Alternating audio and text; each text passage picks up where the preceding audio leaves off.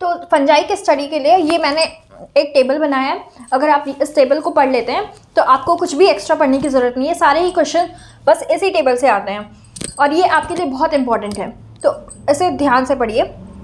Fungi जो है इसको 4 क्लासेस में डिवाइड किया गया है, फाइकोमाइसेटीज, एस्कोमाइसेटीज, बेसिडियोमाइसेटीज और ड्यूट्रोमाइसेटीज। तो इसके हम कैरेक्टर्स देखेंगे और हर एक क्लास में वो कैरेक्टर्स कैसे वेरी करते हैं ये हम देखेंगे। तो फाइकोमाइसेटीज को कॉमनली क्या कहते हैं? Algal fungi. एस्कोमाइसेटीज को सैक फंजाई, बेसिडियो को क्लब फंजाई, ब्रैकेट फंजाई या पफ बॉल्स कहते हैं। ड्यूट्रोमाइसेटीज को हम फंजाई इम्परफेक्ट टाई कहते हैं क्योंकि इसमें इस सेक्सुअल रिप्रोडक्शन पूरी तरह से एब्सेंट होता है, वो हम आगे बढ़ेंगे। हाइफी की बात करें तो बस फाइकोमाइसेटीज ही एसेप्टेट और सिनोसेटिक है, बाकी के सारे फंगस सेप्टेट और सिनोसेटिक कंडीशन को शो करते हैं। हैबिट की बात करें तो मल्टीसेलर है फाइकोमाइसेटीज। एस्कोमाइसेटीज में एक वेरिएशन देखने को मिलता है, ये बहुत इंपॉर्टेंट है।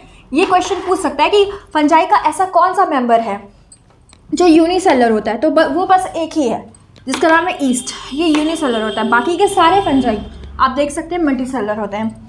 हैबिटेड फाइकोमाइसेटीज की एक्वेटिक होती है, पैरासिटिक होती है, डिकम्पोजर होती है। एस्कोमाइसेटीज में कॉप्रोफिलस भी होता है जैसे कि पेजाइगा डंग में ग्रो करता है। डिकम्पोजर हो सकता है, सैप्रोफिटिक हो सकते हैं और सिम्बायोटिक हो सकते हैं। बेसिडियोमाइसेटीज पैरासिटिक होते हैं, मोस्टली पैरासिटिक होते हैं। सैप्रोफाइटिक, डिकम्पोजर और पैरासाइटिक भी हो सकते हैं। ड्यूट्रोमाइसेटीज के मेंबर्स पैरासाइटिक भी होते हैं और सैप्रोफाइटिक भी होते हैं। अगर हम रिप्रोडक्शन की बात करें तो सबसे पहले आता है एसेक्सुअल रिप्रोडक्शन। एसेक्सुअल रिप्रोडक्शन फाइकोमाइसेटीज में ज़ूस्पोर्स के थ्रू होता है जो कि मोटाइल होता है। एप्लानोस्पोर्स यानी कि नॉन मोटाइल स्पोर्स के थ्रू भी हो सकता है और स्पोरेंजिया के थ्रू होता है। अगर एसेक्सुअल रिप्रोडक्शन की बात करें हम एस्कोमाइसेटीज में तो कोनिडिया, ओइडिया और स्पोरेंजिया के थ्रू होता है। बेसिडियोमाइसेटीज में मोस्टली एसेक्सुअल रिप्रोडक्शन एब्सेंट होता है। अगर ड्यूट्रोमाइसेटीज की बात करें तो इसमें कोनिडिया और स्पोरेंजिया के थ्रू एसेक्सुअल रिप्रोडक्शन होता है। सेक्सुअल रिप्रोडक्शन जाइगोस्पोर्स के थ्रू होता है। जब दो गैमेट फ्यूज करते हैं तो जाइगोस्पोर बनाते हैं और ये ग्रो करके न्यू हाइफी का फॉर्मेशन कर सकता है। आइसोगैमस, एनाइसोगैमस और ऊगैमस, ये 3 तरह के सेक्सुअल रिप्रोडक्शन, तीनों ही तरह के सेक्सुअल रिप्रोडक्शन हमें फाइकोमाइसेटीज में देखने को मिलते हैं। एस्कोमाइसेटीज में गैमेटेंजियल कॉन्टैक्ट, गैमेटेंजियल कॉपुलेशन, ये टाइप्स है सेक्सुअल रिप्रोडक्शन के। और एस्कोमाइसेटीज में जो सेक्सुअल रिप्रोडक्शन होता है वो फ्रूटिंग बॉडी एस्कस के फॉर्मेशन के थ्रू होता है और ये एस्कोस्पोर्स बनाता है। एस्कोस्पोर्स सेक्सुअल स्पोर्स है। बेसिडियोमाइसेटीज में स्पर्मेटाइजेशन मेन है सेक्सुअल रिप्रोडक्शन का टाइप और बेसिडियोस्पोर्स के थ्रू होता है, ये भी सेक्सुअल स्पोर्स होते हैं। ड्यूट्रोमाइसेटीज में पूरी तरह से सेक्सुअल रिप्रोडक्शन एब्सेंट होता है। एग्जाम्पल्स की बात करें हम तो एल्ब्यूगो इसका एग्जाम्पल है सैप्रोलेग्निया। फाइकोमाइसेटीज के एग्जाम्पल एल्ब्यूगो, सैप्रोलेग्निया, पाइथियम, राइजोपस और म्यूकर। एस्कोमाइसेटीज के एग्जाम्पल है सैक्रोमाइसिस यानी ईस्ट, पेनिसिलियम, एस्परजिलस, न्यूरोस्पोरा जिसको पिंक मोल्ड कहते हैं और क्लेविसेप्स।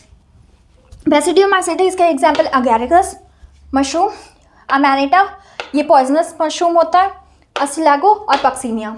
ड्यूट्रो के एग्जाम्पल हैं अल्टरनेरिया, कोलेडोट्राइकम, हेलमिंथोस्पोरियम और ट्राइकोडर्मा। अब हम इकोनॉमिक इंपॉर्टेंस की बात कर लेते हैं। तो एज सच कोई इकोनॉमिक इंपॉर्टेंस बहुत नोन नहीं है फाइकोमाइसेटीज का। एस्कोमाइसेटीज के मेंबर्स जो हैं वो इकोनॉमिकली बहुत इंपॉर्टेंट होते हैं, जैसे क्लेविसेप्स जिससे हमें LSD ऑब्टेन होता है जो कि एक ड्रग है। सैक्रोमाइसिस से हमें ब्रेड, बियर और कुछ एंजाइम्स भी आइसोलेट किए जाते हैं सैक्रोमाइसिस यानी ईस्ट से। पेनिसिलियम से हमें पेनिसिलिन एंटीबायोटिक मिलता है। न्यूरोस्पोरा को हम लैब फंजाई भी कहते हैं और इसको बायोकेमिकल एंड जेनेटिक स्टडी के लिए यूज़ किया जाता है। मोरल्स एंड ट्रफल्स एडिबल होते हैं और उनको फूड की तरह यूज़ करते हैं। बेसिडियोमाइसेटीज के मेंबर्स में अगैरिकस जो मेन है वो मशरूम है और इसको फूड की तरह यूज़ करते हैं और डिफरेंट जेनरा भी हैं जो मशरूम हैं और उनको फूड की तरह यूज़ किया जाता है। अगर हम ड्यूट्रोमाइसेटीज की बात करें तो ट्राइकोडर्मा जो है ये एक बहुत ही इंपॉर्टेंट बायोलॉजिकल कंट्रोल एजेंट है। मतलब फील्ड में, एग्रीकल्चरल फील्ड में इसका यूज़ करते हैं बहुत सारे माइक्रोब्स से प्रोटेक्ट करने के लिए प्लांट्स को, क्योंकि ये माइक्रोब्स को और इन्फेक्शियस डिजीज़ कॉजिंग बैक्टीरिया वगैरह को ये खाता है और हम इस तरह से प्लांट्स को प्रोटेक्ट करता है। तो ये बहुत ही शॉर्ट में मैंने आपको पूरा फंजाई किंगडम